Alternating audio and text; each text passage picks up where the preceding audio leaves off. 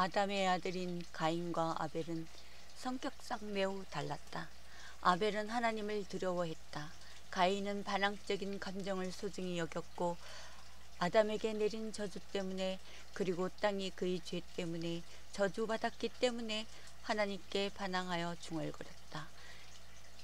이들 형제는 인류를 구원하기 위해 만들어진 조항에 대해 지시를 받았었다.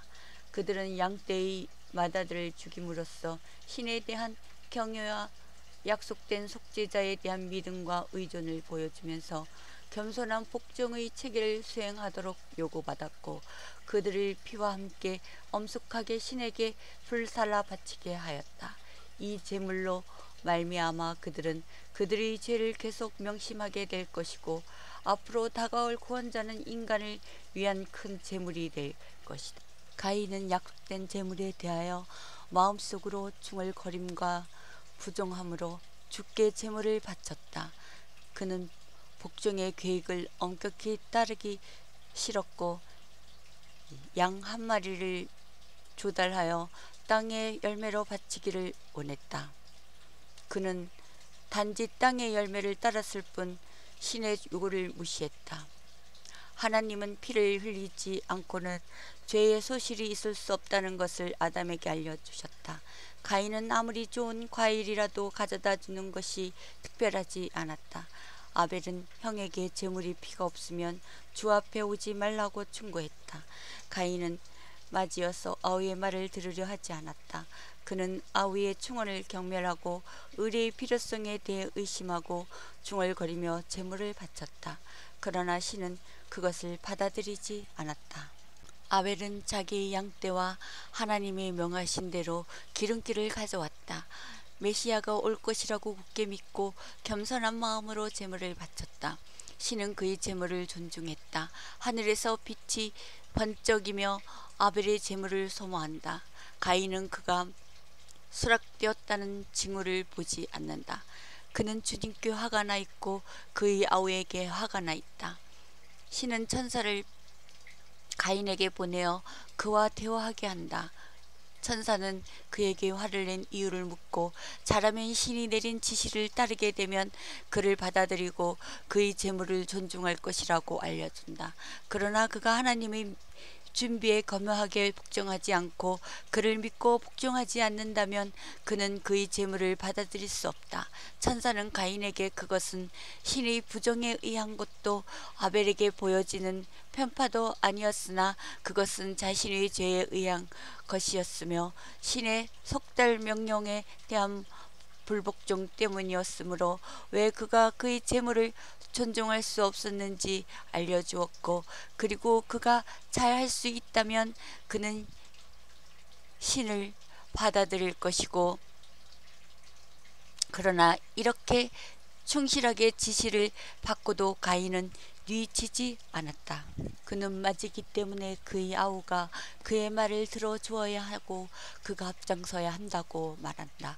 그는 자신의 불신을 스스로 비난하고 혐오하는 대신 여전히 신의 부당함과 편파성을 불평한다. 그리고 질투와 증오 속에서 아벨과 다투어 그를 책망한다. 아벨은 형의 잘못을 온순하게 지적하며 잘못은 자기 자신 속에 있다는 것을 보여준다. 그러나 기만이는 하나님이 그에게 받아들이시는 증거를 드러내시는 순간부터 그의 형제를 미워한다. 그의 형제 아벨은 그가 그들이 부모의 생명을 구하는 데 있어서 신의 연민을 주장함으로써 그의 분노를 달래려고 하는데, 이때 그는 그들에게 즉각적인 죽음을 가져다 주었다. 그는 가인에게 하나님이 그들을 사랑하셨다고 말한다. 그렇지 않았다면 그는 순진하고 거룩한 그의 아들에게 그의 불복종에 의해 인간이 겪어야 할 진노를 겪도록 하지 않았을 것이다. 아벨이 하나님의 계획을 정당화하는 동안 가인은 분노하게 되었고, 그의 분노는 아벨을 향해 불타오르게 되고 가인은 화가 나서 아벨을 죽이게 된다. 하나님께서 가인에게 그의 형제를 물으시고 가인은 죄를 지은 거짓을 말한다. 나는 모른다. 내가 내 형제를 지키는 자니이까 하나님은 가인에게 자신의 죄에 대해 알고 있다고 말하시며 그의 모든 행동과 심지어 마음속의 생각까지도 알고 계셨다 하시며 그에게 말한다. 너희 아우의 피가 솟구쳐 땅에서 나에게로 전해진다.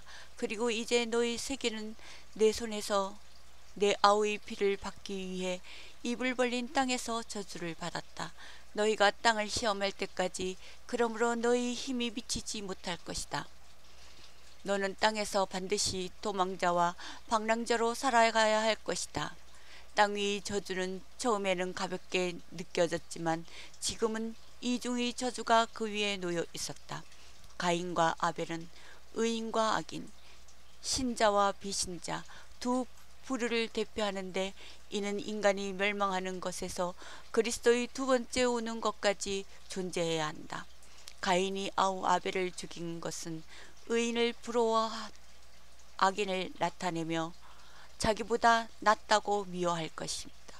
그들은 의인을 질투할 것이며 그들의 권리는 그들의 죄가를 비난하기 때문에 그들을 박해하고 사형에 처할 것이다.